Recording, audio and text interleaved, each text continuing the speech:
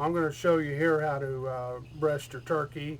First thing you're going to need to do is to remove the beard. The beard kind of lays right in your way there. So I simply just pull the beard out from the body a little ways to it, kind of pull the feathers back. I like to leave a bit of flesh on the beard and treat the end of that beard with borax. I usually pluck a few of the remaining feathers off of there, but it leaves a nice little chunk of meat on there.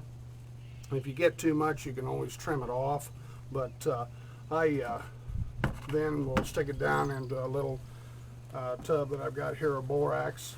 For you that want to know about borax, you can find this at a Walmart or any grocery store in the laundry aisle.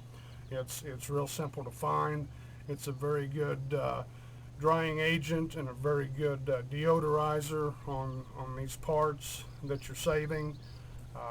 It also deters bugs from getting into your stuff and ruining it.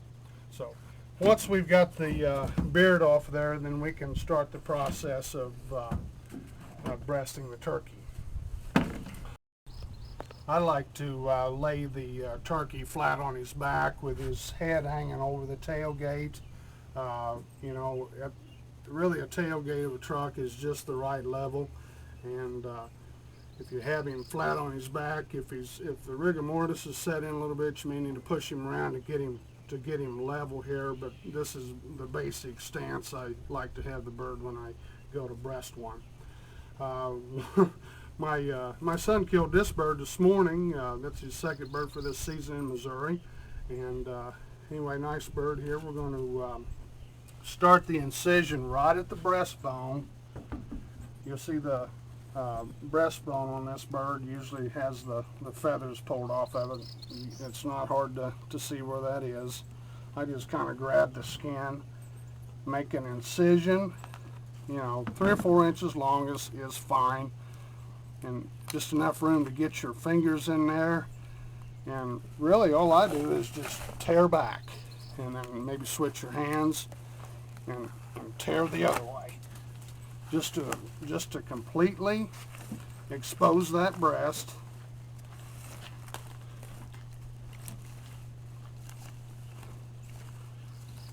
And once you've got the breast completely exposed, you can get started. Now, I'm going to share with you my personal technique. A lot of people make a mistake of doing or not doing is this sponge here. Instead of trying to cut around it, I always take and perforate in that little V right there, and then get a hold of it,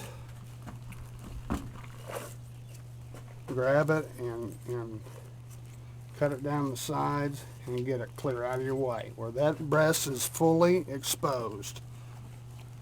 And then you're ready to fillet it out there. I usually just take a hold of it with my left hand and make a cut around that big bone, then turn my knife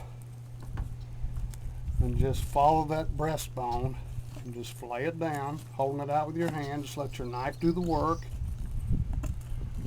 and just follow the rib cage all the way down to the shoulder. Don't need to be in any hurry.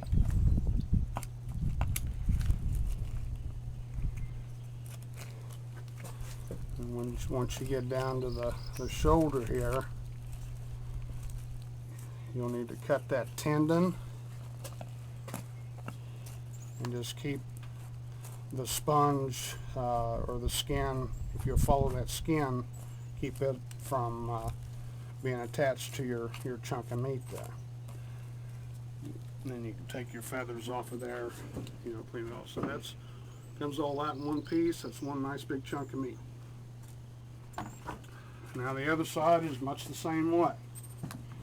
I just kind of turn the bird, make that incision at the breastbone, follow that knife, or let the knife slide right down towards the end of the rib cage.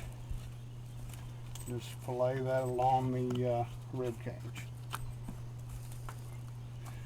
it's very important to have a sharp knife. It makes it so much easier to have a sharp knife. As you see that it, if you just follow that rib cage, it'll go right down into the shoulder here, and then you can just disconnect it.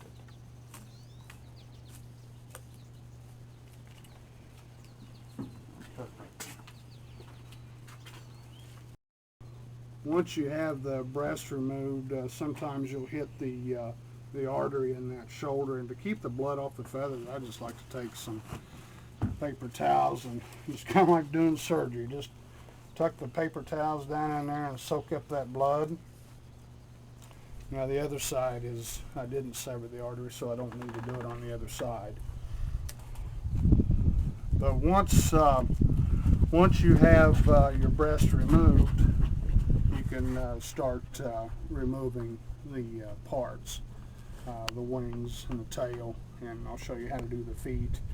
I'll also show you how to do the head. What I always usually do is put the turkey breast in a Ziploc bag, and the gallon-sized Ziploc bag holds a full-sized gobbler breast pretty easily.